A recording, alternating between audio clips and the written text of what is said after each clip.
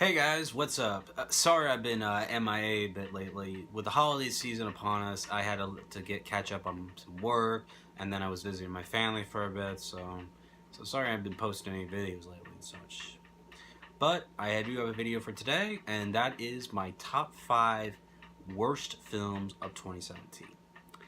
So yeah, there's quite a bit of films I did see this year. I try to stay to the good ones because ones that attract my attention, the ones I liked, I wanted to see. And then there was a few that I did want to see, but then my expectations were like dropped. So this is my top 5 list of the worst films I just didn't like this year that could have been better, but unfortunately weren't. And this is just my list, so if a film you wanted was not on this list, leave it in the comments below. But anyway, let's get started. Number 5, Live by Night. When I first saw the trailer for Live by Night last year, I was kind of excited for it because it looked very interesting. With Ben Affleck playing this, this guy who wanted to have power and such. Be a mom who'd been through a war and all that, and seeing him earn the ranks. Being this crime boss and such was quite interesting. But unfortunately, the film kind of suffers at times. One thing is, there's not too much action scenes in that film. There was quite a few here and there, but nothing too big or grand scaled.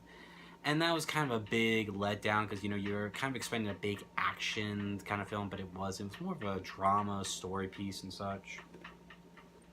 And, the other thing with the film was the ending, which it could have ended at multiple points, but it never did. And I kept thinking to myself, stop here, but it kept going. And I go, no, stop here. No, it kept going. I'm just like, when are you going to stop? So, that was kind of a big letdown for me on that and such, so.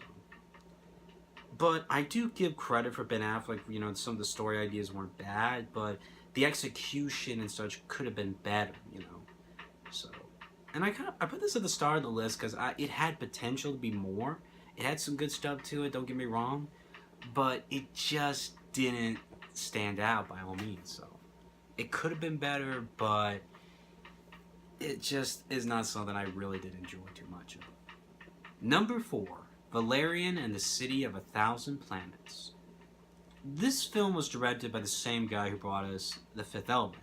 I saw The Fifth Element earlier this year, and I loved that film. That was a fantastic film, very enjoyable.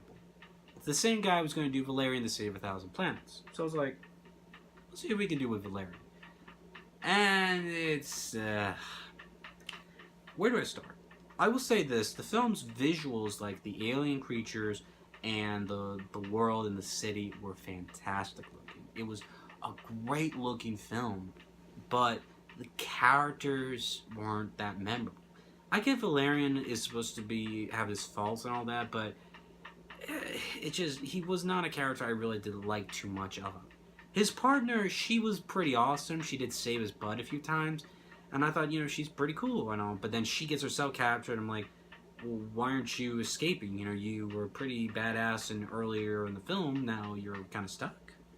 So that was one thing. There was a lot of subplots in this film, such as she has to find Valerian after his ship gets after he gets lost. He's chasing down this other ship, and pretty much she has to make a deal with these other creatures who liked her. Then she has to go on this quest with this dude to find this fish. Then she's got to track him down, put the fish on her head and such. So, and then with Valerian, he's got to go find her, and pretty much he gets himself following this person. He has to find his way through. Goes to a show with Rihanna. She kind of helps him out a little, but it kind of takes away from the main story of the film after they rescue one another and such. And that would have been great, but at the same time, they took a lot of time, with those subplots and such. And don't get me wrong, I thought the film was alright, but like Live by Night, it had potential to be better, but it just was not something I would watch. Maybe if it was on Netflix, maybe, but it just wasn't something I really would watch again. So maybe on Netflix, like I said, as a good rental, or just something if it was on, but not something to own, I would say. Number 3, The Snowman. Ugh. I hate this film. Now, I heard the reviews about it were very negative. I was like, come on, it could be that bad. And then I saw it and I was like, yeah, it's bad. The Snowman, I like the idea of the killer cutting out the victims' heads and then putting them on Snowman. That was an actually clever and cool idea. It literally was a cool idea because it's take place during the end. But the idea, instead of, like I said, it's an interesting idea. But what falters in this film is the stories. Like, we could have had much more to the mystery and some of the such and all that. And, you know, halfway through that film, I found out who the killer was. I immediately was, it clicked in my head. I figured out who that killer was. I'm just like, seriously? And, you know, I wanted to understand, how did you become this killer? Why? You just tell us that, but you don't show us. I mean, we got it in the beginning of the film where we see him as a child and, you know, that his dad left him. But we don't understand why he becomes that killer. We don't see what pushes him.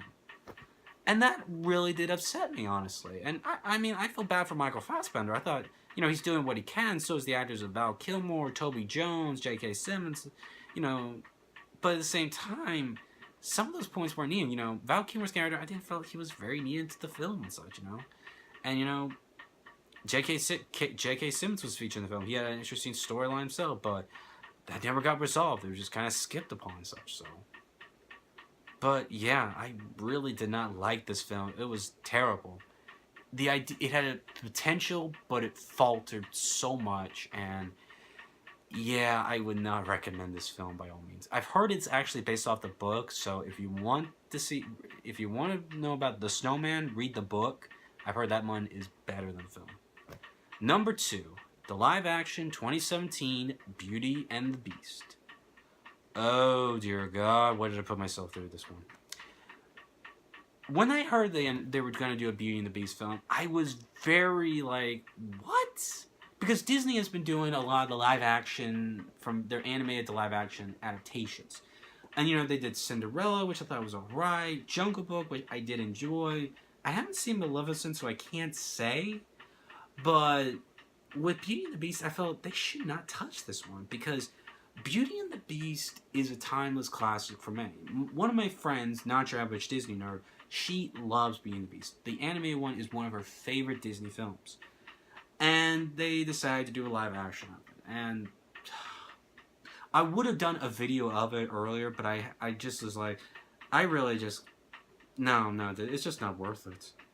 But here's like a short view of it. The film could have been better. It did not need to be made because the anime one was much better. The live action one had faults. Like, one of the big things in the film was the music was not that well done. I put my headphones on when music numbers appeared right on the screen, when the music started and everything.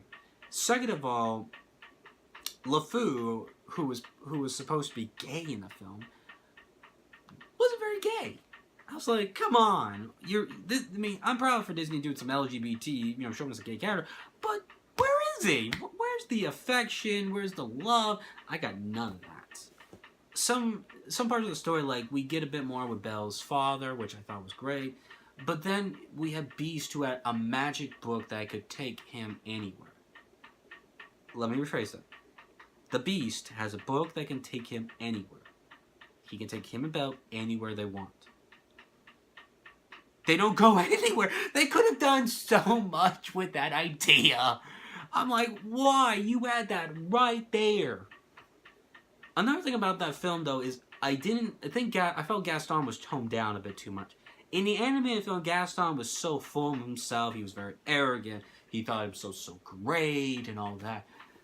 This one was a little toned down a bit, but I love the animated one more because that's just ego at his finest. Like, he has such a big ego, you know. So I really could not stand that at all.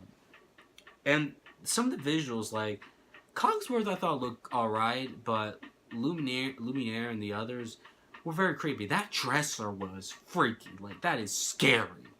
So, and, you know, Belle's dress looked very nice and such. The Beast, I like the animated one more because he looked more like a beast. This live action, no. And, of course, we had Emma Watson, who we all know as Hermione Granger in the Harry Potter films as Belle, which she was not that well good. I did not enjoy her. I liked her better as Hermione in the films because, you know, you saw her grow over the years and such. but you know, I didn't think Belle was not a good strong role for her and such, and I just felt they didn't need to do a live action Beauty and the Beast film because the animated one is the best. Cisco and Eva reviewed it. They said it was great. The film at the time was nominated for Best Picture, and it was really good. So I really am not excited for that Lion King the Lion King live action adaptation because I just why mess with something that's already fantastic and amazing?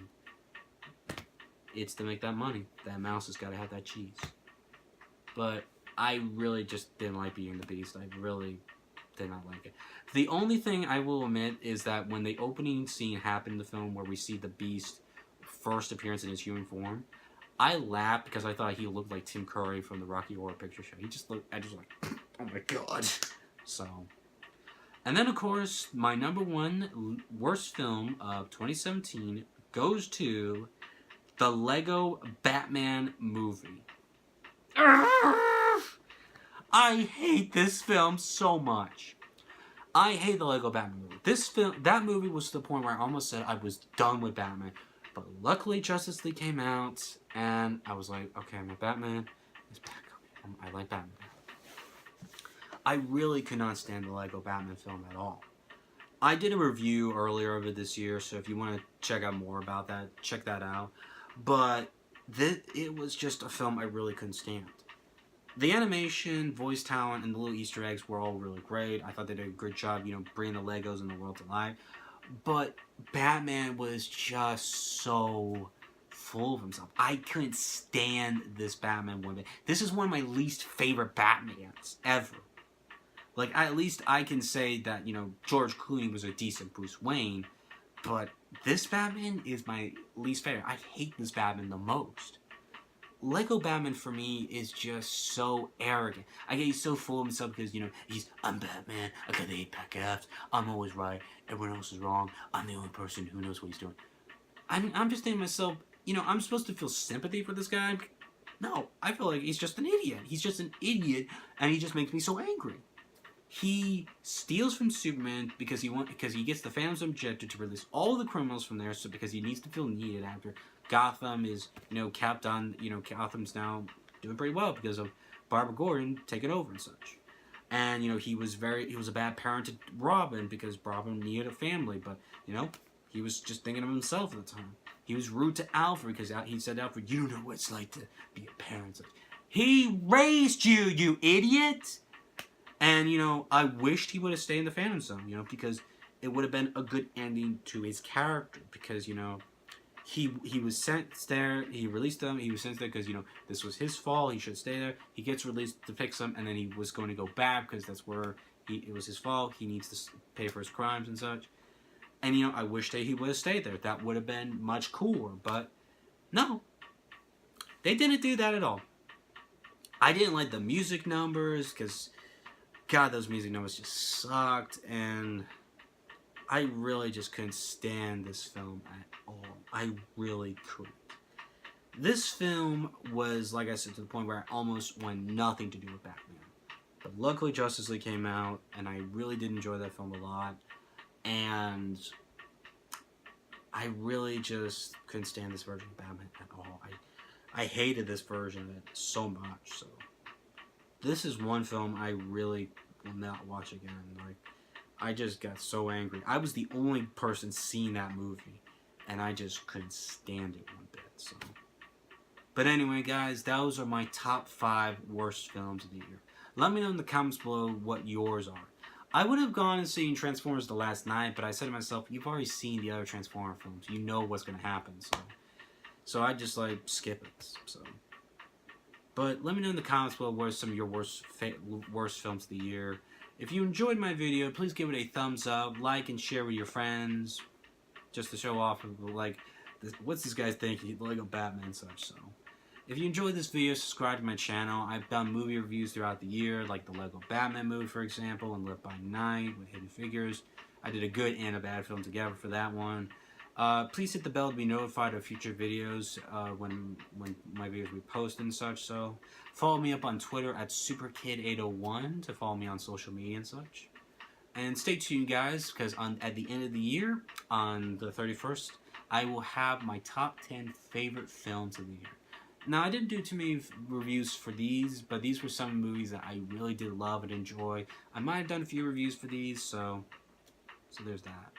But anyway, guys, thank you all for watching. Please let me know in the comments some of your what's your worst films of the year. Did I miss a few that should be on this list? Let me know in the comments below. Take care, guys, and I'll be back on New Year's Eve to show off my top 10 favorite films of the year. So stay tuned for that. Until next time, take care.